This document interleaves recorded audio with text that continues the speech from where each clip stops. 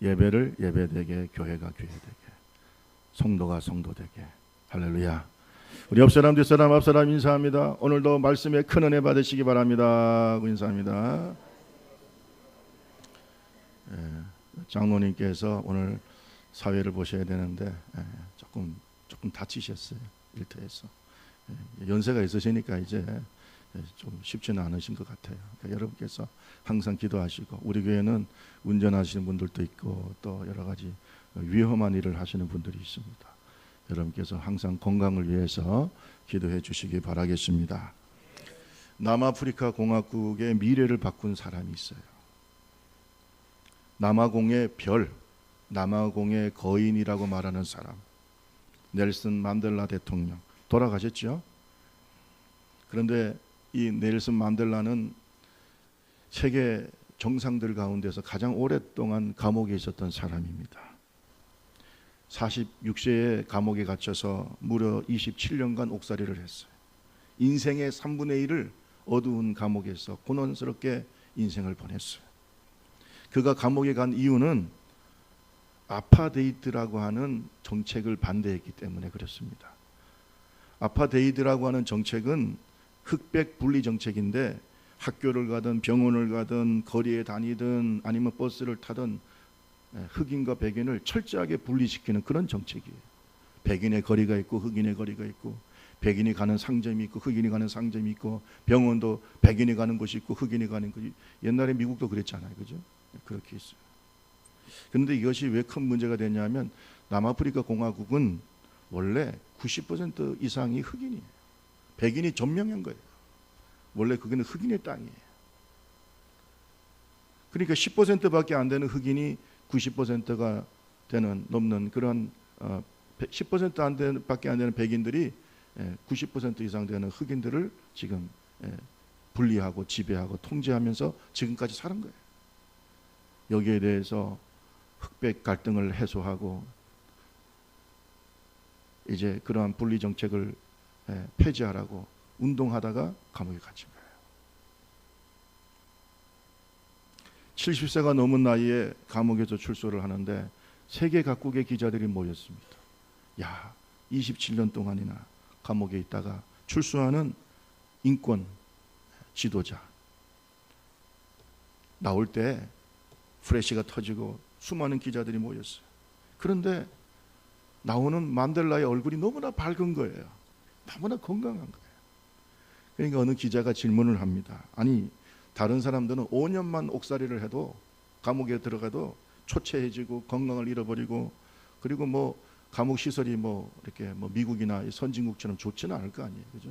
그러니까 다 건강을 잃고 나오는데, 당신은 어떻게 27년 동안이나 감옥에 있었는데, 옥살이를 했는데 이렇게도 밝고 건강할 수 있습니까? 그때 만델라는 활짝 웃으면서 이런 말을 했어요. 나는 감옥에서 중노동을 하러 나갈 때, 야, 이제 나는 넓은 대자연으로 나간다. 그 즐거움 속에 비록 몸은 힘들었지만 일하는 것을 즐겼다는 것이에요. 따라합시다. 일을 즐겼다. 일을 즐겼어요. 감옥에 있는 거 답답하잖아요. 대자연에 가가지고 비록 중노동을 하지만 내가 자연 속에서 이렇게 일을 하는 것도 즐겼다는 것이에요. 하늘을 보고, 푸른 하늘을 보고 감사하고, 또 내가 살아있음에 땅을 보고 감사하고. 남들은 감방에서 좌절하고 분노로 몸을 상하게 하고 마음을 상하게 할 때, 나는 그 마음을 내려놓고 나를 감옥에 가던 그 정권과 지도자들을 용서했다는 것이죠. 누구를 위해서 용서했을까요? 자신을 위해서. 물을 마시면서 감사했습니다. 음식을 먹으면서도 감사했습니다.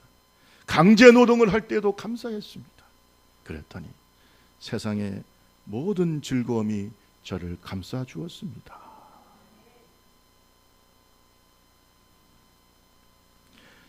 사람이 얼마나 행복한가 하는 것은 감사의 깊이에 달려 있다는 말이 있어요. 감사를 잘하고 깊이 하고 진심으로 하는 사람은 마음이 어때요? 행복한 사람이에요. 감사의 깊이가 행복의 깊이일 뿐만 아니라 신앙의 깊이라는 사실을 믿으시기를 바랍니다. 그래서 바울 사도는 성경에서 뭐라고 했습니다. 항상 기뻐하라, 쉬지 말고 기도하라, 범사에 감사하라. 이것이 너희를 향하신 하나님의 뜻이라고 그랬어. 감사하라는 하나님의 뜻도 우리가 실천하지 못하면서 십자가를 질 수 있겠냐 이거예요. 감사하는 말도 못하고 어렵고 힘들 때 믿음으로 감사도 못하면서 어떻게 주를 위해서 우리의 목숨을 바치면서 좁은 길을 갈 수 있겠냐. 그 불가능한 얘기예요. 감사부터 시작합시다. 감사를 할 때에 거기에서부터 주를 위해서 좁은 길을 걸어갈 수 있는 용기가 생기는 줄로 믿습니다. 우리 옆 사람에게 얘기합시다. 우리 감사부터 시작합시다. 빨리 하세요. 아니 생각해 보세요. 입에 원망 불평 그냥 이런 것이 가득한 사람이 십자가를 지고 주님 앞에 감사하면서 기뻐하면서 질 수 있겠어요? 택도 없는 소리 하지 마라 그랬어요. 감사가 신앙의 깊이에요. 따라합시다. 범사에 감사합시다. 그게 누구의 뜻이라고요? 하나님의 뜻이잖아요. 맨날 어떤 성도들은 저한테 와서 목사님 하나님 뜻이 뭔지 모르겠다고. 먼저 감사하세요. 먼저 감사해요. 이것부터 하라고. 이것부터 하면 하나님 좀 더 디테일하게 여러분에게 하나님의 뜻을 가르쳐줘요. 우리 청년들 좀 아멘 좀 해보시오. 맨날 헬조선이라고만 하지 말고 먼저 한번 감사를 한번 시작을 해봐. 감사부터 한번 시작을 해보라. 오늘 한국 사회가 얼마나 우울한지 몰라요. 이번에도 아마 추석 때 서로 만나면은 즐겁고 기쁜 얘기보다는 우울한 한국 사회의 얘기들을 많이 할 것 같아요. 감사보다는 절망과 분노가 가득한 사회. 우리나라가 경제적으로는 OECD 뭐 국가뿐만 아니라 세계에서 11의 경제대국, 11위 GDP가 11위 경제대국이에요. 그런데 삶의 만족도는 35개국 OECD 국가 중에 26위밖에 안 되고, 그 다음에 행복도를 조사해 봤더니 세상에 157개국 중에서 58등밖에 안 돼요. 자살률이나 무슨 뭐 이혼율이나 이런 것은 1등, 2등 다투는데 행복하지는 않아. 행복은 58등밖에 안 된다고. 그게 뭐예요? 사람이요 잘 산다고 해서 행복한 게 아니라, 돈이 많다고 해서 행복한 게 아니에요. 그래야 안 그래요? 환경이 좋다고 행복한 게 아니에요. 내 마음이 변해야 되는 거예요. 상대적 빈곤이라고 있는 게 있어요. 아니 시골에서 살 때는요, 작은 차를 타도 다녀도 시골에는 요새는 또 시골도 차가 좋더라고요. 근데 시골에도 제가 벤츠를 많이 봤기 때문에 뭐 할 말은 없는데 어쨌든 간에 시골에서 뭐 그냥 작은 차를 타도 뭐 행복하잖아요. 뭐 별로. 그런데 이 차를 탁 타고 자가지고 프라이드나 뭐 예를 들어서 뭐 작은 소형차를 타고 이제 시골에서 다닐 때는 괜찮아. 그런데 그걸 타고 딱 도시에 오면은 막 옆에 벤츠가 있지, 아우디가 있지, 막 그냥. 그러니까 마음이 어떻게 돼? 빈곤해지는 거예요. 따라합시다. 상대적 빈곤, 상대적 박탈감이라는 게 있어요. 상대적 박탈. 이게요 한국 사회를 더 우울하게 만드는 거예요. 여러분 예수 믿는 사람은 그렇게 살면 안 돼요. 절대적 행복을 느끼기 바랍니다. 상대적 행복이 아니에요. 상대적 행복이 아니에요. 절대적 행복이 있어요. 누구 안에서. 그걸 못 느끼면서 무슨 예수 믿는다고 그래요. 에? 그거 모르면서 무슨 예수를 믿어요. 솔직히 말해서. 여러분 예수 믿는 사람은요 세상 사람들이 나를 뭐라고 하지 않아도, 또 세상 사람이 나를 부러워하지 않아도 나는 하나님 앞에서 행복한 사람이에요. 그래서 사는 사람들이 볼 때 바보라고 하는 거야. 저 예수 좀 믿는. 남들은 다 아주 우울해 있는 자기가 행복합시다. 그러니까 사람들이 볼 때 바보라고 그러지. 그런데 그 행복은 가슴에서부터 우러나는 영적인 행복인 거예요. 따라합시다. 절대적인 감사, 절대적인 행복, 그런 걸 좀 느끼실 거 아니에요? 성령 안에서. 그 누가 주시는 거예요? 성령의 열매잖아요. 사랑과 뭐예요? 희락, 화평. 여러분 이것이 다 감사와 연결되는 줄로 믿습니다. 여러분 우리가 감사가 넘쳐야 다른 사람을 행복하게 해줄 수 있어요. 내 마음이 불행하고 불평 불만이 넘치는데 누구를 행복하게 하고 누구를 변화시킬 수 있어요? 우리 교회 표어가 순교의 신앙으로 하나님께는 감동을 드리고 세상을 변화시키는 교회가 되기를 바라는데 어떻게 바꿀 수 있냐? 감사로 바꿀 수 있어. 하나님은 감사하는 성도의 예배를 받으시고 예배의 기본은 감사한 줄로 믿습니다. 우리가 감사할 때 하나님께 감동을 드리는 거예요. 오늘도 한번 감사해 봅시다. 할렐루야. 하나님께 드리고 우리가 기도해야 될 것도 많고 또 우리가 하나님께 받아야 할 축복도 많겠지만 먼저 뭐 하자고요? 감사. 지금 주신 하나님의 은혜, 지금 내가 살아있음에, 지금 내가 하나님 앞에 건강하게 살아있음에 감사. 그래요 안 그래요? 지금 내가 하나님과 함께 있음에 감사. 하나님이 나의 하나님이 되시면 그냥 감사. 하나님 존재 자체가 나에게 감사한 거예요. 여러분 만약에 여러분 자식한테 말하기를 아야 너는 이렇게 하기 때문에 내가 너한테 좀 고맙다. 여러분 이렇게 하는 것보다 너가 나와야 자식이 돼서 내 아들과 딸이 돼서 감사하다. 그래야 자식들이 그 존재에 대해서 감사를 느낄 거야. 할렐루야. 네? 좀 못해줘도 좀 못난 자식이라도 네가 내 자식이니까 감사하다.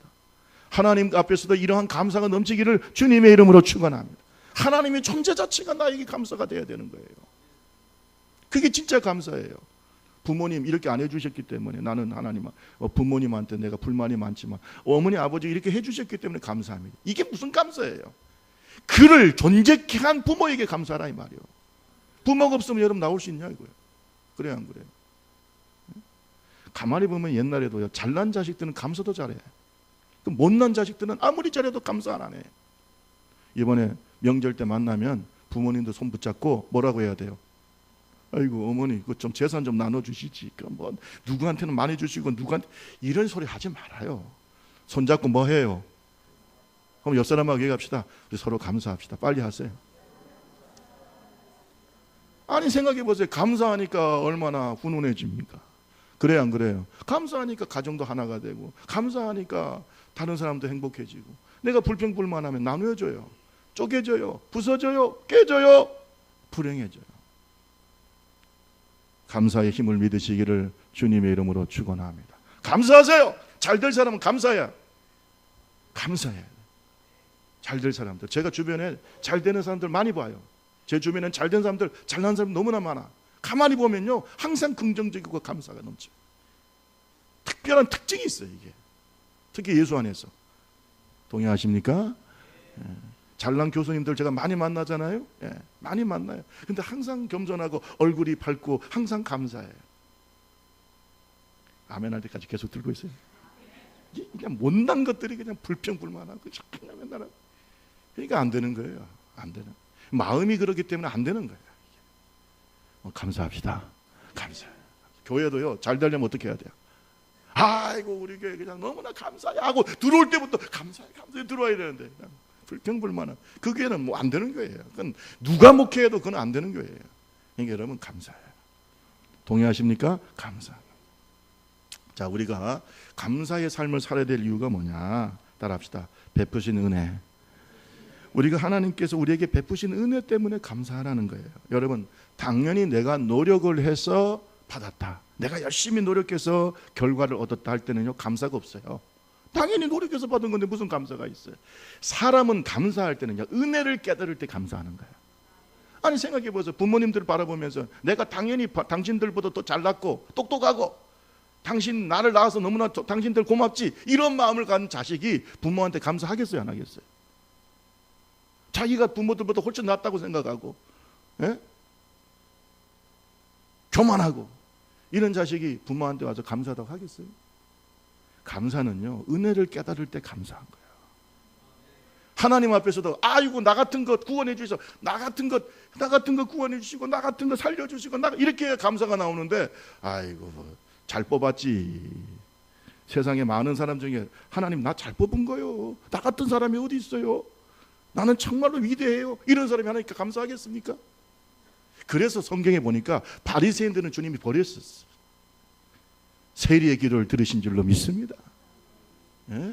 하나님은 죄인을 구원하러 오셨다고 그랬어요. 병든 자에게 하나님이 의원이 필요하다고 그랬어요. 이 말은 뭐예요? 감사하는 자에게. 주님께서 10명의 문둥병자를 고쳐주셨는데 9명은 그냥 가버렸지만 한 명 사마리아 사람 한 명만 어떻게 해요? 돌아왔어요. 와서 뭐 했어요? 하나님께 감사. 예수님께 뭐 했어요? 감사. 하나님은 뭘 원하세요? 감사를 원하세요. 베푸신 은혜를 생각하면서 감사합시다. 당연히 받을 은혜를 받는 게 아니에요. 그렇다면 이 세상 사람들 다 구원받아야 될 거 아니에요? 그게 아니잖아요. 그죠? 여러분, 천하 만물 가운데 임하신 하나님의 은혜를 생각하면서 감사합시다. 자연을 바라보면 얼마나 감사가 넘치는지 몰라요. 저는요, 자연 세계 이렇게 뭐 나가서 차 타고 다니면서 요새 이제 정말 들녘마다 이제 황금불길 치잖아요. 그죠? 황금불길을 치고 또 제가 좋아하는 감도 열리고, 그렇다고 해서 감 많이 가져오라는 거 아니니까 걱정하지 마시고요. 이런 과일들이 풍성하잖아요. 가을이 되면. 이 풍성한 가을을 바라볼 때 또 하늘도 얼마나 맑고 좋아요. 이것만 해도 감사해요. 그래요, 안 그래요? 그건 감사한 거예요. 하나님은 자연 만물 가운데 우리에게 은혜를 주신 줄로 믿습니다. 이번에는 태풍까지도 막 왔다가 그냥 힘을 잃어버렸잖아요. 이번에 태풍이 와가지고 그냥 확 한번 휩쓸고 그 엄청난 그 위력으로 싹 쓸고 갔다고 하면 지금 우리가 어떻게 됐겠어요? 감사하자 이 말이에요. 하나님이 주신 자연 만물 가운데 감사하는 하나님의 종들이 되기를 주님의 이름으로 축원합니다. 자연의 아름다움과 그 풍요로움과 그 위대함 앞에서 우리는 하나님을 느껴야 되는 거예요. 이 자연 만물 가운데 임하시는 창조주 하나님을 느낄 줄 모르는 사람은 영적으로 죽어 있는 사람이에요. 하나님을 감사하고 찬양하고. 147편 4절과 5절 말씀, 오늘 본문 말씀 4절 5절 말씀 보겠습니다. 다 같이 읽습니다. 시작. 그가 수요를 세시고 그것들을 그 이름 부르시는도다. 우리 주는 위대하시며 능력이 많으시며 그 지혜가 무궁한, 별들의 수요를 세시고 그 이름을 다 부르시는 하나님, 천지 만물을 창조하시고 또 다 아시고 통치하시고 주관하시는 하나님. 7절에서 9절 말씀 보세요. 감사함으로 여호와께 노래하며 수금으로 하나님께 찬양할지어다. 그가 구름으로 하늘을 덮으시며 땅을 위하여 비를 준비하시며 산에 풀이 자라게 하시며 들짐승과 우는 까마귀 새끼에게도 먹일 것을 주시는도다. 주님이 너무나 섬세하게 세상을 만드셨을 뿐만 아니라 지금도 세상을 통치하시는 하나님이신 줄로 믿습니다. 우리는요, 이 자연 만물 가운데 임하신 하나님의 은혜를 쉽게 잊어버려요. 공기를 마셔도 당연하다고 생각해요. 물을 마셔도 당연하다고 생각해요. 그러나 여러분, 옛날에 우리나라가요, 한참 물이 좋을 때 물을 사서 마셨어요, 안 마셨어요? 사서 안 마셨잖아요. 우리가 처음에 물 사서 먹는다고 외국 사람들 그러니까 이상하게 생각했어. 왜 물을 사서 먹어? 물은 그냥 가서 그냥 들에 가가지고 물 또 먹으면 또 그냥 기내물 먹으면 먹는 거지. 그죠? 아닌가요? 제가 옛날 세대인가요? 아니잖아요, 여러분. 예. 요새 물 산다, 여러분, 지금 물 사 먹는 것이 당연한 거예요. 외국뿐만 아니라 우리나라에서도요, 먹는 물은 어떻게 해요? 사 먹든지 정수기 쓰잖아요. 물이 얼마나 중요합니까? 그 신선한 물을 누가 주셨어요? 하나님이 주셨어요. 우리가 관리를 못해서 그렇지. 나중에 공기도 사 먹을지도 몰라요, 여러분. 공기 사 먹으러 가자. 하나님이 주신 은혜를 감사할 줄 모르니까 관리도 제대로 못하는 거예요. 감사합시다. 우리 자녀 주신 거 감사해야 안 감사해요? 그 왼수입니까? 그 왼수 덩어리예요? 그 아이가 없다고 생각해 보세요. 어떻게 살겠어요? 그냥 감사하고. 할렐루야. 이번에 그냥 명절 때 만나면, 야, 너 취직 언제 하냐, 시집 언제 가냐, 장가 언제, 그런 말 하지 말고 딱 안고 어떻게 해야 돼? 감사합니다. 어찌 반응이 이렇게 없대야? 시집 언제 가냐, 너 언제 돈 벌어오냐, 이런 말 하지 마세요. 다 알아. 그러니까 만나면 무조건 뭐 해요? 감사합니다. 지난번 말씀드렸죠. 시집 언제 가냐, 장가 언제 가냐, 뭐 언제 취직하냐, 그런 말 하려면 10만 원씩 주면서 하라고 그랬죠. 꼭 그렇게 하세요. 10만 원씩 보태주지도 않으면서 그냥 말만 그냥 보태준. 몰랐죠? 이제 일하세요.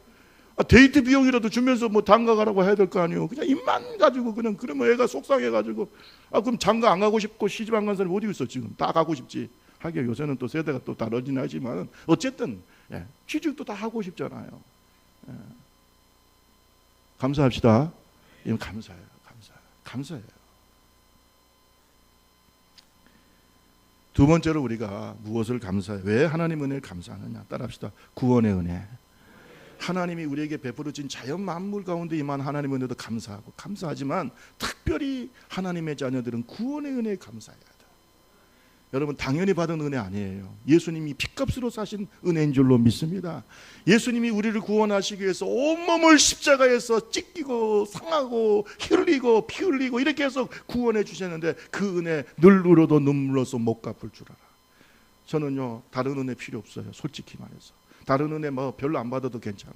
주님의 십자가의 은혜만 생각해도 너무나 감사해요. 여러분은 어떠세요? 여러분 안 그러세요? 살려놓으니까 뭐 달라고 그래요?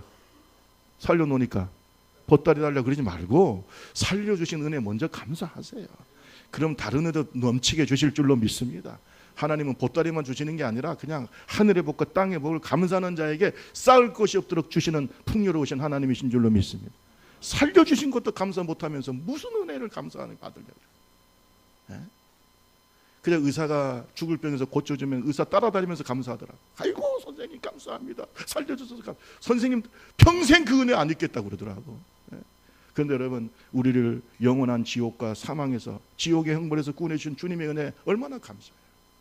그걸 못 느끼면 죽은 영혼이지 살아있는 영혼이 아니에요. 감사합시다. 나를 구원해 주신 하나님의 은혜. 저 십자가가 저렇게 크게 세워져 있는 것이 중요한 게 아니에요. 저 십자가에 못 박히신 예수가 보여야 되는 거예요. 저기에 새겨진 주의 사랑이 보여야 되는 거예요. 저기 십자가에 달리신 예수를 안 보이면서 무슨 감사가 나오냐. 십자가 크기가 중요한 게 아니라 내 속에 새겨진 하나님의 은혜에 대한 감사가 중요하다. 늘 울어도 눈물로서 못 갚을 줄 알아. 못 맡게 드릴 것 없어 이 몸 맞지. 저는 신학생들이 와가지고 주의 종이 되겠다고 고백할 때 제일 먼저 듣는 것이 그거예요. 그걸 듣기를 원하는 거예요. 주님이 나를 살려주셨기 때문에 주님이 나를 부르실 때 순종하지 않을 수 없습니다. 그것보다 더 귀한 고백이 어디 있어요? 아이고 목회하면요 좋잖아요. 큰 목회도 하시고 뭐 큰 일도 하고 좋은 일도 이런 식으로 교회 신학교 오는 사람은 땡이야. 그래가지고 무슨 주의 일을 하겠어. 주님 나를 살려주시는 하나님께서 나를 부르셨기 때문에 나는 순종할 수밖에 없습니다. 이 사람이 진짜 주의 종이 될 사람 아니에요? 그래요 안 그래요? 우리의 사역과 우리의 소명과 우리의 모든 헌신의 시작은 주님의 구원의 은혜에 대한 감사예요. 이거 빠진 사람은 아니에요. 자, 우리 1절에서 3절 한번 읽어봅시다. 147편 1절에서 3절. 할렐루야 시작. 할렐루야 우리 하나님을 찬양하는 일이 선함이 찬송하는 일이 아름답고 마땅하도다. 여호와께서 예루살렘을 세우시며 흩어진 자들을 모으시며 상심한 자들을 고치시며 그들의 상처를 싸매. 여러분 잘 보세요. 지금 이 시편 기자는 주님께서 그들이 범죄했을 때 세계 전국 곳곳에 흩어졌어. 바벨론 포로 70년의 바벨론 포로 생활을 하고 그러나 주님께서 이스라엘을 다시 회복시켜 주시고 그 이방 민족에서 다시 모으시고 다시 구원해 주시고 다시 회복시켜 주시는 하나님 은혜 감사하고 있어요. 우리도 감사해야 돼요. 할렐루야. 우리를 영적인 이스라엘 백성들로 세워주시고 하나님은 마지막 날 성도들을 모으시는 줄로 믿습니다. 새 예루살렘을 세우시는 줄로 믿습니다. 그것이 천국 아니겠어요? 그 천국 백성이 된 것에 대해서 감사하세요. 여러분 그 감사가 더 큰 기적과 축복을 낳게 될 줄로 믿습니다. 자손 만대 복받기 원하십니까? 이 구원의 은혜에 감사하세요. 그것이 가장 중요하다는 사실을 믿으시기를 주님의 이름으로 축원합니다. 베드로전서 1장 7절에서 9절 말씀 보세요. 베드로전서 1장 7절에서 9절 말씀에 보면 너의 믿음의 확실함은 불로 연단하여도 없어질 금보다 더 귀하여 예수 그리스도께서 나타나실 때에 칭찬과 영광과 존귀를 얻게 할 것이니라. 8절 다 같이 읽습니다. 시작. 예수를 너희가 보지 못하였으나 사랑하는도다. 이제도 보지 못하나 믿고 말할 수 없는 영광스러운 즐거움으로 기뻐하니 믿음의 결국 곧 영혼의 구원을 받은. 베드로 사도는 말하기를 너희가 예수를 직접 보지는 않았지만 성령 안에서 예수를 사랑하는도다. 사랑하는다. 주님을 사랑하기 때문에 그 믿음이 하나님께 감사가 되고 할렐루야. 그 구원의 은혜 감사하는 자에게 주님은 영혼의 구원을 받게 하실 줄로 믿습니다. 감사해라. 네가 예수를 사랑하느냐. 그 다음에 하나님의 은혜가 뭐가 감사할까요? 따라합시다. 말씀을 주신 은혜. 저는요 솔직히 말해서 그래요. 우리가 하나님의 말씀을 이렇게 매주마다 들을 수 있다는 게 감사한 거예요. 우리가 성경 말씀을 갖고 다닐 수 있다는 게 감사하고, 이 말씀이 우리의 삶의 기준이 되고 축복이 되고 능력이 되고, 이 말씀이 우리의 삶의 근간이 될 수 있다는 게 너무나 감사한 거예요. 그래요, 안 그래요? 예? 세상 사람들이 여러분 말씀 갖고 다녀요, 안 갖고 다녀요? 안 갖고. 하나님 말씀 들어요, 안 들어요? 안 듣잖아요. 세상 사람들 안 들어요. 어떤 사람들 중에 뭐 성경을 연구하는 사람들 있긴 있어요. 예수 안 믿어도 문학적으로, 역사적으로, 철학적으로, 뭐 사회학적으로, 신앙 이외에 여러 가지 성경을 뭐 고고학적으로 연구하는 사람이 있어요. 그러나 그들에게는 생명이 없죠. 주님은 이 하나님의 말씀을 누구에게 주십니까? 누구에게 주시는가? 우리 다 같이 19절 20절 한번 봅시다. 19절 20절 147편 19절 20절 시작. 그가 그의 말씀을 야곱에게 보이시며 그의 율례와 규례를 이스라엘에게 보이시는, 그는 어느 민족에게도 이와 같이 행하지 아니하셨나. 그들은 그의 법도를 알지 못하였도다. 할렐루야. 여러분, 영적인 이스라엘 백성인 저와 여러분에게만 말씀을 주신 거예요.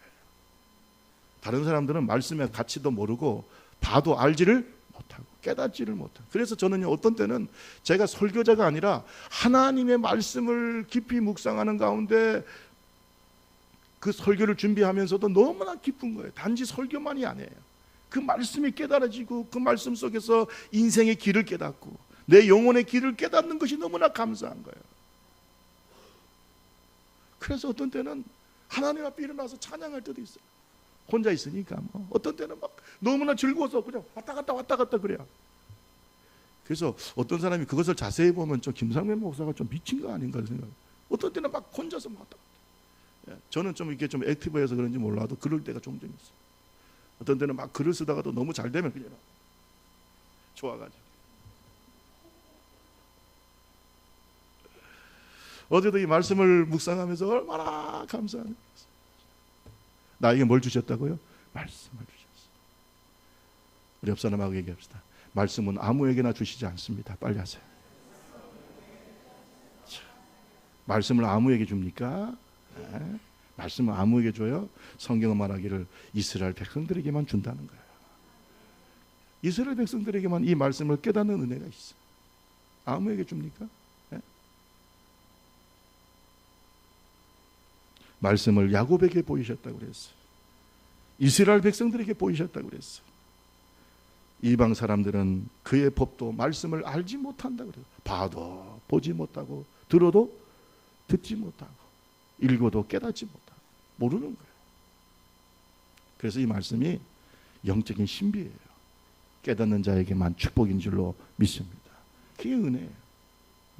저는요 창세기부터 하나님 말씀 쭉 다 보면 예수님이 쫙 드러나요. 여러분도 그렇죠? 예수님이 쫙 드러나요. 이 성경은 나에 대한 기록이라고 예수님이 말씀하셨어요. 아브라함도 나의 때를 보고 기뻐했다 그랬어요. 할렐루야. 그냥 예수 그리스도가 쫙 드러나. 예수님이 너무 좋아. 너무나 좋아요. 자, 우리가 이런 하나님 은혜가 있잖아요. 그죠? 천지 만물 가운데 우리를 축복하시는 하나님의 은혜, 또 우리를 구원해 주신 하나님의 은혜, 또 우리에게 특별히 말씀을 주신 하나님의 은혜, 이런 은혜가 너무나 감사하죠. 감사하면 우리는 어떻게 해야 되는가? 우리 감사하는 자는요, 따라합시다. 하나님께 찬양하고 예배해야 된다. 그러니까 여러분, 감사는요 찬양과 예배의 핵심적인 요소예요. 무슨 말이냐면 어떤 찬양도 어떤 예배도 감사 없이는 안 되는 거예요. 감사 없이는 찬양이 여러분, 그래서 제가 CCM이라든지 이런 걸 보면은 그 속에 만약에 뜨거운 영적인 감사가 없으면 그건 전부 다 세상적인 거예요. 그거는 영적이지 않아요. 여러분, 모든 찬양과 모든 뭐 CCM이나 이런 거 다 영성이 있다고 보면 안 돼요. 어떤 거는 막 흉내낸 것도 있어. 흉내. 그냥 뭐 이런 세상 음악도 흉내내고 왜 사람들 좋아하니까 뭐 이런 흉내가 중요한 게 아니라 그 속에 생명력이 있으려면 하나님께 대한 뭐가 있어야 돼요? 감사가 있어요. 감사. 영적인 감사과 감격이 넘쳐야 그것이 찬양이 되고 그것이 뭐가 돼요? 예배가 돼요. 우리 1절 다시 한번 볼까요? 147편 1절에 할렐루야 우리 하나님을 찬양하는 일이 선하며 찬송하는 일이 아름답고도 마땅하다. 이렇게. 우리 6절 7절 다 같이 한번 읽어봅시다. 시작. 여호와께서 겸손한 자들은 붙드시고 악인들은 땅에 엎드리시는도다. 감사하며 여호와께 노래하며 수금으로 하나님께 찬양. 감사함으로 뭐라고요? 하나님께 노래. 감사가 노래가 되는 거예요. 감사가 찬양이 되는, 감사가 예배가 되는 거예요. 감사가 없이 무슨 예배가 하나님께 드려지겠네요. 모든 예배가 하나님이 받으신다고 생각하면 안 돼요. 가인의 예배도 있어요. 예? 감사가 없는 예배는 하나님이 받지 않아요. 그래서 시편에 보면은 시편 100편 4절 말씀해 보세요. 100편 4절 말씀에 이렇게 말씀하고 있어요. 다 같이 한번 읽어봅시다. 우리 앞에 화면을 보시고 감사함으로 시작. 감사함으로 그의 문에 들어감 찬송함으로 그의 궁정에 들어가서 그에게 감사하며 그의 이름을 송축할. 감사함으로 예배의 문을 열어라. 감사함으로 하나님의 궁정에 들어가라. 하나님의 보좌 앞으로 나아가라. 감사함으로 주님의 이름을 송축하고 예배하라. 감사가 없는데 무슨 예배가 있어요? 감사 없는 예배는 없어요. 믿으시기를 바랍니다. 그래서 우리가 주님에 대한 감사가 예배가 되는 거고 찬양이 되는 거예요. 그래서 감사는 전전 철저히 하나님께 찬양하고 예배합니다. 진심으로. 그 다음에 감사하는 자는 따라합시다. 하나님을 경외한다. 하나님을 경외해요. 감사하는 자는 하나님을 경외해요. 11절 말씀해 보니까 여호와는 자기를 경외하는 자들과 그의 인자하심을 바라는 자들을 기뻐하시는도다. 여러분 감사하는 자는요 하나님을 믿는 믿음에서 나오기 때문에 하나님의 존재를 믿는 자는 당연히 그 마음속에 하나님에 대한 경외심. 이 경외심은요 그냥 공포가 아니에요. 우리 하나님 무서워서 예수 믿는 사람들 종종 있는데 그런 공포가 아니라 진심으로 그 거룩하신 하나님 앞에 서 있는 나의 연약한 나의 죄악된 그러한 나의 실상을 깨달을 때 우리는 하나님을 경외하게 되는 거예요. 그 속에 감사가 있는 거야. 할렐루야. 이게 심오한 감사인 거예요. 심오한 떨림인 거예요. 영적인 떨림이 바로 경외함이에요. 있습니까?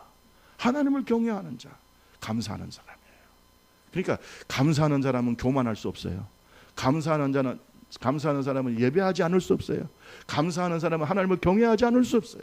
항상 겸손하게 하나님을 따라가는 믿음의 종이 되는 줄로 믿습니다. 하나님께 감사하는 자에게 하나님이 축복하실까요? 안 하실까요? 축복하시죠. 우리 마지막으로 13절에서 18절까지 좀 길지만 이 속에 모든 축복, 감사의 축복이 들어있는데 우리 천천히 한번 읽어보겠습니다. 147편에 13절에서 18절을 한번 읽어봅시다. 그가 시작. 그가 내 문빗장을 견고히 하시고 내 가운데에 있는 내 자녀들에게 복을 주셨으며 너희 경내를 평안하게 하시고 아름다운 일로 너를 배불리시며 그의 명령을 땅에 보내시니 그의 말씀이 속히 달리는도다. 눈을 양털같이 내리시며 서리를 재같이 흩으시며 우박을 떡부스러기같이 뿌르시나니 누가 능히 그의 추위를 감당하리요. 그의 말씀을 보내사 그것들을 녹이시고 바람을 불게 하신즉 물이 흐르는도다. 여러분 이 속에 감사하는 자에게 주시는 축복이 넘치는 줄로 믿습니다. 주님이 주시는 축복 뭐예요? 자녀가 잘 돼. 여러분 자녀의 축복은 분명히 하나님의 축복이에요. 동의하십니까? 자손들에게 하나님 너희 자녀들에게 뭘 주신다고요? 복을 주시. 감사하는 자에게 자손에게 복을 주세요. 이번에 추석 때 모여서 하나님께 뭐 해야 돼요? 감사하세요. 저는 어떤 때는 그래요. 우리가 기도할 때 감사 기도만 해도 하나님 역사하신다. 하나님 그걸 너무나 좋아하시는 거예요. 이것 주세요, 저것 주세요. 뭐 우리가 아뢰할 것도 많지만 감사. 이번 명절 때 모일 때 감사합시다. 그러면 누가 그 축복이 누구한테 임한다고요? 자식들. 저는요 가게에 흐르는 저주가 있다고 어느 정도 믿습니다. 왜냐하면 하나님의 저주가 임하기도 해요. 가게 부모가 잘못 믿게 되면 자손 많은데 하나님의 저주가 임하게 되죠. 그런데 분명한 것은 하나님의 축복은 분명히 가게에 흐르는 축복이 있어요. 그래요, 안 그래요? 따라합시다. 가게에 흐르는 축복이 있다. 가게 흐르는 축복이 있어요. 부모가 예수 잘 믿으면 자식들에게 뭐가 있어요? 복이 있어요. 그래서 조상덕이 있어요. 부모덕이 있어요. 신앙은, 복은 성경에 기록되어 있잖아요. 아브라함의 축복, 그 다음에 뭐예요? 이삭의 축복, 그 다음에 뭐예요? 야곱의 축복. 가게 흐르는 축복이 있어요. 여러분이 그 축복의 주인공들이 되기를 바라고, 우리 자손들에게 우리가 감사하면서 신앙생활하면 그 축복이 자식들에게 이어지는 거예요. 왜 그럴까요? 자식들이요, 부모의 신앙을 배우는데 부모의 무슨 신앙을 배우냐? 감사의 신앙을 배우게 돼요. 감사. 이런 환경 속에서 세상 사람들 같으면 감사하지 못할 텐데 우리 어머니 아버지는 이럴 때도 뭐 한다? 감사. 이걸 배우는 거예요. 그랬더니 감사의 기적이 나타난다. 이게 하나님을 경험하는 거예요. 그런데 그냥 자식들만 만나면 하나님에 대한 원망 불평 얘기하고 교회 욕하고 뭐 주의 종들 욕하고, 여러분 그런 자식들이 잘 되는 거 봤어요? 안 봤어요? 이런 비밀을 보세요. 폭삭 망하는 거예요. 완전히. 왜? 가게 흐르는 저주가 있는 거예요. 하나님이 하나님을 사랑하고 감사하는 자에게 자손 천대까지 축복하신다고 말씀하고 있어요. 축복합시다. 감사합시다. 감사해요. 감사. 자꾸 감사해요.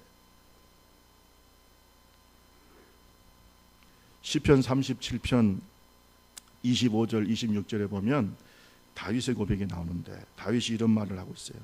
나는 지금까지 살아오면서 의롭게 사는 자가 버림을 당하거나 그의 자녀들이 구걸하는 것을 보지 못했다. 그가 항상 다른 사람에게 은혜를 베풀고 꾸어줌으로 그의 자녀들이 복을 받는다. 이랬어요. 할렐루야. 의인의 자손이 걸식하고, 다시 말해서 구걸하는 것을 내가 본 적이 없어. 하나님의 풍성한 은혜가 자녀들에게 이어지기 때문에 꾸어주고 나누어주고 베푸는 사람이 되는 줄로 믿습니다. 여러분 자녀들이요, 절대 베푸는 사람이 돼야 돼요. 감사하는 자에게 이런 축복이 있는 줄로 믿습니다. 감사하는 자에게 어떤 축복이 있어요? 평안의 축복이 있어요. 오늘 본문 말씀에도 보면은 147편 14절에 내 경내를 평안하게 하시고 아름다운 밀로 너를 배불리게 하신다. 하나님이 평안함이, 환경의 축복도 주세요. 마음의 축복, 환경적으로도 평안할 수 있도록. 이스라엘 사람들이 만나면 서로 뭐라 그런다고요? 샬롬, 샬롬. 우리 대한민국에 샬롬이 임하기를 바랍니다. 대한민국에 샬롬이 임하기를 바라요. 문 대통령이 열심히 노력을 하고 있는데 정말 기도하고 있어요. 열매 맺기를 바랍니다. 정말 샬롬이, 그것은 우리가 정치적인 노력도 중요하지만 하나님이 주시는 거예요. 하나님의 샬롬이 이 한반도 임하기를 주님의 이름으로 축원합니다. 저 북한 땅에, 얼어붙은 북한 땅에 하나님의 샬롬이 임하기를 주님의 이름으로 축원합니다. 이 추석 명절을 맞아서 우리나라 각 사람들이 각 가정마다 모여서 하나님께 예배하는 믿음의 종들의 가정 속에 주님의 샬롬이 임하기를 바랍니다. 주님의 평화가 임하는 것이죠. 주님의 평화가. 하나님께 감사하는 자에게는요, 그 마음의 평화가 임하고 하나님의 샬롬이, 모든 관계에 하나님의 샬롬이 임하고, 심지어는 환경과의 관계 속에서도 하나님의 샬롬이 임한다. 하나님의 샬롬 믿습니까? 평강이 넘쳐. 따라합시다. 감사하는 자에게 하나님의 평화가 넘친다. 아멘. 우리 옆 사람 한번 합시다. 샬롬 한번 합시다. 조금 꼬아서 해야 돼. 샬롬. 한 번 더 우리 자꾸 하나님의 평강이 넘치시기 바랍니다. 한번 해보세요. 시작. 아멘이십니까? 샬롬. 샬롬. 얼마나 감사해요.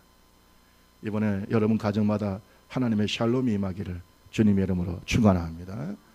너무 감사. 우리가 하나님께 감사하면 어떤 축복이 있느냐? 여러분, 말씀의 복이 있어. 오늘 성경에 보면 아주 특이한 말씀이 있어요. 말씀을 보내신다고 했어요. 말씀이 달린다고 얘기하고 있어요. 여러분, 하나님의 말씀이 우리를 축복하고 하나님의 말씀에 기적이 나타나고 하나님께 감사하는 자에는 그 말씀의 능력을 경험하게 한다, 이 말이에요. 할렐루야. 말씀이 우리에게 임한다는 거예요. 여러분, 오늘 본문 말씀의 18절에 보세요. 그의 말씀을 보내사 그것들을 녹이시고 바람을 불게 하신 즉 물이 흐른다고 그랬어요. 말씀을 보낸다고 그랬어요. 15절에도 보니까 그의 명령을 땅에 보내시니 그의 말씀이 속히 달린다고 했어요. 하나님의 말씀이 역사하는 것을 느끼는 거예요. 경험하는 거예요. 말씀이 기록된 말씀만이 아니라 이 말씀이 나의 삶 속에 역사하고 살아 움직이는 그러한 하나님의 인격으로서의 말씀이 우리 속에 임하게 되어 있어요. 이걸 신학자들은 말씀의 육화라고 얘기하면서 하나님의 말씀이 임하는 거예요. 말씀이 내 사상이 되고 내 감정이 되고 이 말씀이 나의 운명이 되고 내 축복이 되고 능력이 되고 말씀을 보내신다. 오늘 이 말씀이 여러분을 축복하기를 주님의 이름으로 축원합니다. 감사하는 사람이 믿음의 사람이죠. 감사의 깊이가 그 사람의 믿음의 깊이예요. 그래서 범사에 감사한다는 건 쉬운 것이 아니에요. 그거는 억지로 되는 것이 아니라 정말로 하나님의 은혜를 깨달을 때 범사에 감사가 되는 줄로 믿습니다. 감사하는 마음에 하늘의 행복이 임합니다. 감사하는 사람은 다른 사람을 축복하고 다른 사람에게 진정한 하나님의 평화를 전해주는 평화의 사도가 될 줄로 믿습니다. 추석 명절을 맞이해서 하나님께 감사합시다.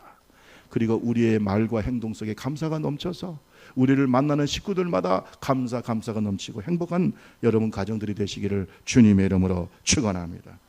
감사 속에는 하나님의 자녀의 복이 있고요, 감사 속에는 하나님의 평안이 있고요, 감사 속에는 말씀의 능력과 복이 있어요. 감사의 사람이 되기를 주님의 이름으로 축원합니다. 우리 찬양지 113장 찬송하겠습니다. 나를 지으시니가. 이거 우리 피아니스트가 열심히 좀 불러줘야 될 것 같아. 조금 어려운 찬송이긴 한데 우리 한번 불러봅시다. 나를 지으신 하나님 113장 찬송하겠습니다. 우리에게 주신 하나님의 은혜 너무나 감사하며 살 수 있도록 그런 명절이 될 수 있도록 우리 같이 한번 기도하겠습니다.